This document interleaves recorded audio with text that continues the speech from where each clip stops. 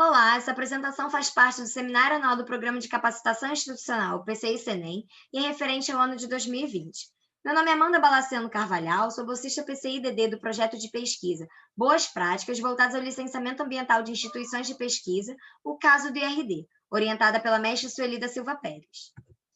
A monitoração radiológica ambiental é um processo de medições de campos de radiação, radioatividade e outros parâmetros ambientais, que tem o objetivo de caracterizar, controlar ou avaliar a exposição do público. Assim, a fim de atender à legislação vigente, o IRD vem conduzindo o Programa de Monitoração Ambiental, PMA, radiológico e não radiológico, o Programa de Monitoramento de Efluentes e o Programa de Gestão de Resíduos Químicos. O conhecimento dos níveis de contaminantes estáveis e radioativos em compartimentos ambientais, ele é fundamental para subsidiar a avaliação do impacto ambiental da operação do IRD e para a adoção de medidas corretivas e mitigadoras quando necessário. Essa pesquisa é relevante, uma vez que possibilitará que a operação do IRD atenda às recomendações e normas, tanto nacionais quanto internacionais, além de realizar prognósticos sobre a situação ambiental do entorno, inclusive ao redor da Lagoa de Jacarepaguá, já que o IRD está localizada próximo a ela, que é altamente impactada pelo despejo de efluentes sanitários e industriais. Assim, o objetivo desse estudo é introduzir boas práticas nas ações de radioproteção e proteção ambiental, voltadas ao licenciamento ambiental de instalações de pesquisa, como é o caso do IRD, aprimorar as ações de responsabilidade socioambiental do IRD, disseminar ações, experiências e resultados obtidos, e avaliar as concentrações de elementos traço no ambiente do entorno do IRD. E como objetivo específico,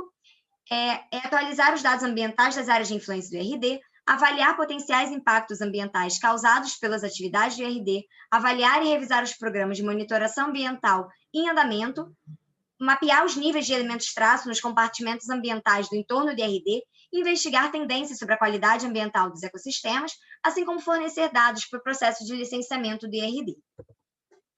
Quanto às atividades realizadas em 2020, até meados de março, as coletas e análises de amostras de efluentes líquidos potencialmente liberados pela IRD foram realizadas normalmente, assim como as pesquisas bibliográficas. Devido ao afastamento do trabalho presencial por conta da pandemia, o IRD passou a manter apenas atividades essenciais, não sendo possível dar continuidade às atividades práticas propostas pelos programas de monitoração ambiental e de efluentes, ficando afastada das atividades de campo referentes a esses programas até novembro, sendo as coletas até essa data realizadas pela coordenadora desse projeto. Assim, durante esse período, as atividades foram realizadas de forma remota, incluindo o levantamento bibliográfico de informações relativas ao diagnóstico ambiental da região de influência do IRD, o tratamento de dados obtidos anteriormente no PMA, participação de cursos e elaboração de artigo científico sobre o diagnóstico ambiental da Lagoa de Jacarepaguá, que está sob revisão interna, assim como a publicação de um outro artigo desenvolvido de forma paralela a essa bolsa de pesquisa. Já em dezembro, participei das atividades de coleta e preparo de amostras de solo, areia e água do PMA e efluentes do PME. Para atender às necessidades específicas do projeto e aproveitando o trabalho remoto, participei de alguns cursos, como o curso na área de qualidade da água da Agência Nacional de Águas, cursos na área de medição e metrologia, como esses ministrados pela NPL, curso sobre normas, também ministrado pelo NPL, curso de monitoramento e análise de qualidade ambiental, ministrado pelo NPTEL, palestras sobre eletroquímica, sobre elaboração de artigos científicos, inclusive um workshop sobre a ISO 17025, entre outros que foram muito importantes para aumentar meu conhecimento, tanto na área específica do projeto, quanto em outras também de interesse. O diagnóstico ambiental da região de influência do IRD, junto com os dados de operação das instalações, embasam um programa de monitoração ambiental estudado nesse projeto. E apesar do IRD não descartar efluentes líquidos na Lagoa de Jacarepaguá, ela também é objeto de estudo desse programa, além dos pontos internos ao IRD, por estar dentro da área de influência e ser altamente impactada por conta da ocupação humana desordenada e o despejo de esgoto e lixo em suas águas, tornando necessário um maior acompanhamento de alguns parâmetros. Assim, com o intuito de controlar os impactos das atividades potencialmente poluidoras, leis ambientais têm sido criadas, como as resoluções do Conselho Nacional do Meio Ambiente, CONAMA, como 357, que apresenta a classificação dos corpos de água, o 396, com a classificação e as diretrizes ambientais para o enquadramento das águas subterrâneas, o 420, que estabelece critérios e valores orientadores da qualidade do solo, quanto à presença de substâncias químicas, o 430, que define as condições e padrões de lançamento de efluentes, e também as normas criadas pela Comissão Nacional de Energia Nuclear, que estabelecem critérios para elaboração e condução dos programas de monitoração radiológica ambiental de instalações radiativas, como é o caso dos laboratórios do IRD. Nesse estudo, o foco foi o tratamento dos resultados obtidos para as águas subterrâneas e de superfície, ficando o solo, sedimento, areia, vegetação e os outros tipos de amostra, também coletadas do PMA, objeto de um posterior estudo. Nesse, foram avaliados os resultados obtidos pela análise feita com ICP-MS das águas de superfície, coletadas na Lagoa de Jacarepaguá, e subterrâneas coletadas nos poços do IRD. E pelo fato de ICP-MS estar inoperante até o atual momento, foram utilizados resultados obtidos a partir das coletas realizadas anteriormente. Então, as imagens apresentadas aqui são da coleta de água de superfície e areia feita em dezembro de 2020 na Lagoa de Jacarepaguá, apenas para ilustrar como elas são realizadas naquele ponto. Foram selecionadas 5 amostras de água de superfície do PMA de anos anteriores, coletadas no mesmo ponto da Lagoa de Jacarepaguá em diferentes datas, com o intuito de avaliar a poluição no meio circunvizinho ao IRD, analisando a influência exercida na qualidade da água pelos estabelecimentos ao seu redor ao longo do tempo, lembrando que o IRD não libera efluentes líquidos na lagoa. Para isso, os resultados obtidos com o ICP-MS, que estão aqui nessa tabela, são comparados com os valores limites da legislação CONAMA 357, de 2005, classificado como água salobra classe 1, como determinado pelo INEA. Dos parâmetros analisados, apenas 5 ficaram acima dos estabelecidos pela legislação em pelo menos uma das amostras. O boro, que ultrapassou o valor limite, sugerindo que talvez tenha recebido descarte indevido vindo de hospitais, por exemplo, ou que tenha ocorrido aumento na quantidade de água do mar, caso tenha ocorrido de forma natural.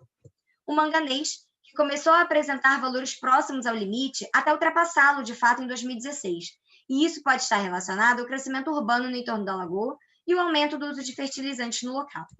O ferro, que se manteve muito próximo ao valor limite em todas as análises, ficando acima nas 2 amostras destacadas, possivelmente relacionado ao período chuvoso que as amostras foram coletadas, que costuma aumentar o nível de ferro por conta do carreamento dos solos e erosão das margens.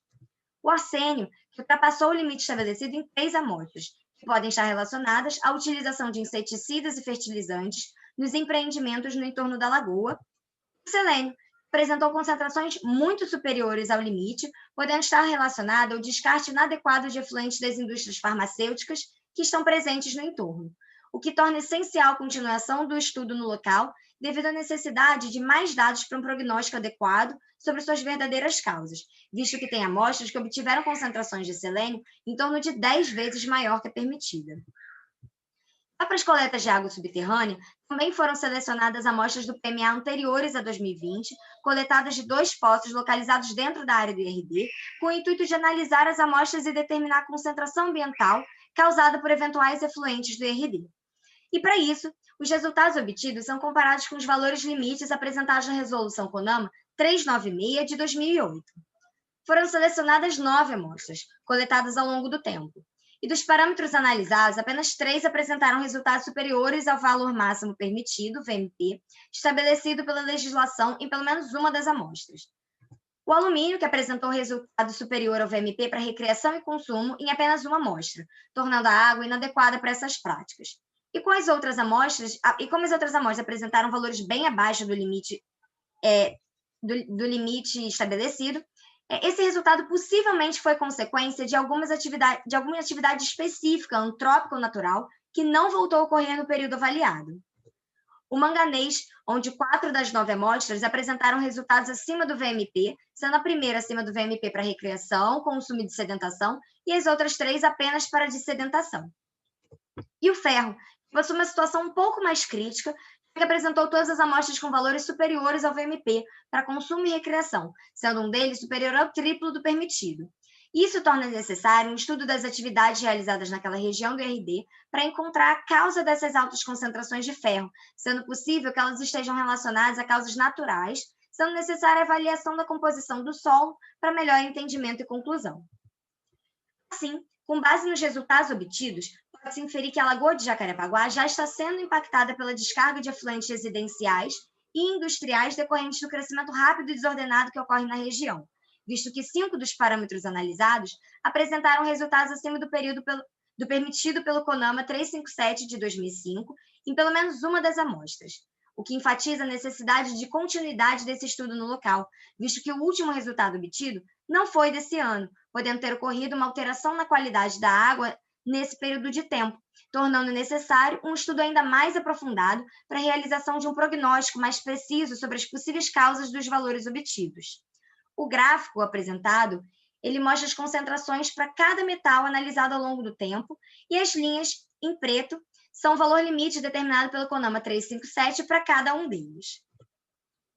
Já para o caso dos poços situados dentro do IRD, é possível concluir que não foi observado impacto ambiental causado pelo IRD por conta da liberação de eventuais efluentes líquidos, visto que a maioria dos parâmetros analisados são inferiores aos VMP determinados pelo CONAMA 396 de 2008 e apenas 3 deles apresentaram resultados acima dos limites. Porém, dentre eles, o ferro merece destaque, já que está acima do VMP em todas as amostras, sendo possível que algum efluente esteja entrando em contato com as águas subterrâneas, que possuem conexão com toda a área vizinha ao IRD,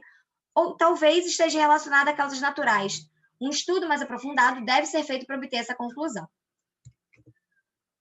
Vou comentar um pouco sobre as dificuldades que apareceram ao longo do projeto.